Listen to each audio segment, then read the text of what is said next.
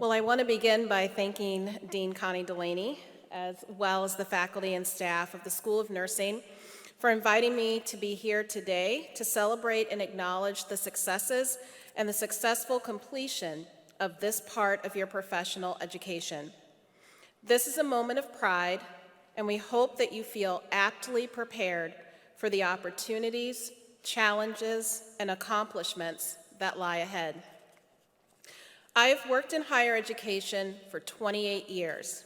Yes, I said 28 years. Much love to my mom and dad for excellent genes. From my first job as a work-study student answering phones and making copies my freshman year to my current role as dean at St. Cloud State University, each position I have held in between has influenced who I am as a person, as an educator, as a clinician, and as a leader. And each position has also informed how I relate to others in leadership roles and what I look for in a leader. People change and trends come and go, but the transformative power of a good leader can never be underestimated. Healthcare professionals are increasingly facing challenges that require critical thought and response.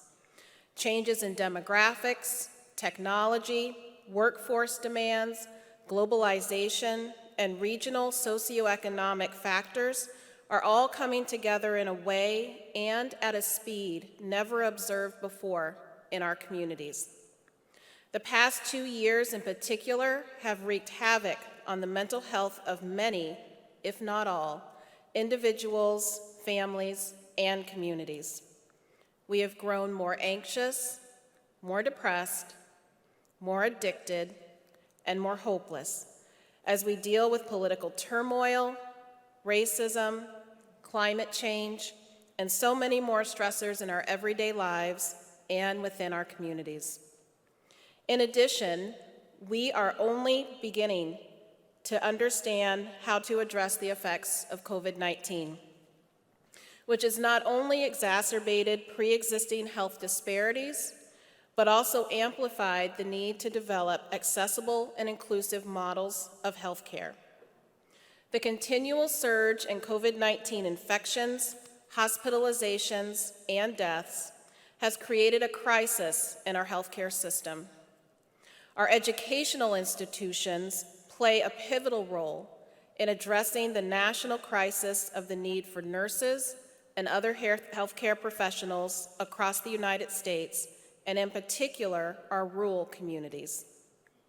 Our nurses and nurse educators are stressed and stretched, and also resilient enough to be the champions who advocate for increased access to services, promote evidence-based practices, develop and utilize culturally responsive models of care, and educate the next generation of practitioners, professionals, and leaders. Sheryl Sandberg stated, "Leadership is about making others better as a result of your presence and making sure that impact lasts in your absence." The ways in which we, as healthcare leaders and educational leaders, acknowledge and address the challenges before us will significantly impact help-seeking behaviors, personal health risk assessment, and key clinical and social relationships within our communities. We must be prepared to show up with our best selves in order to have the best results. So what do we need to do as leaders to address the substantial and sweeping changes for both healthcare and educational institutions?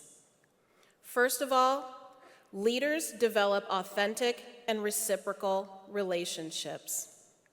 We must lead with the values of integrity, transparency, and curiosity. We must be acutely aware and attuned to contextual variables, personal and professional experiences, values, attitudes, and beliefs, which create difficulties in the process of developing effective relationships if they are not appropriately addressed or considered. We must be focused on developing relationships through curiosity, collaboration, constructive feedback, and compassionate communication. Secondly, leaders find and develop other leaders.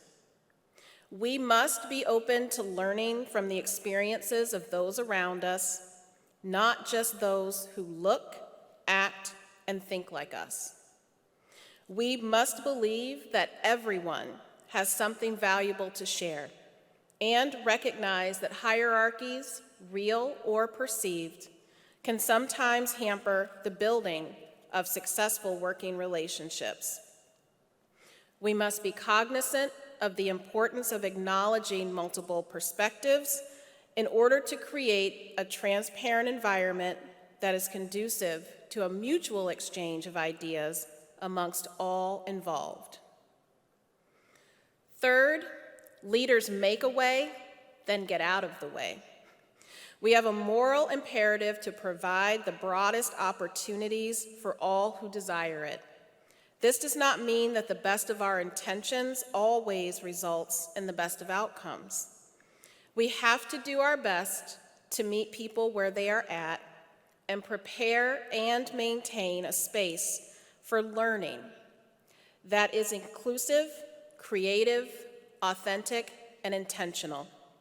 And we must know when to step back so that others can demonstrate what they know when they are ready.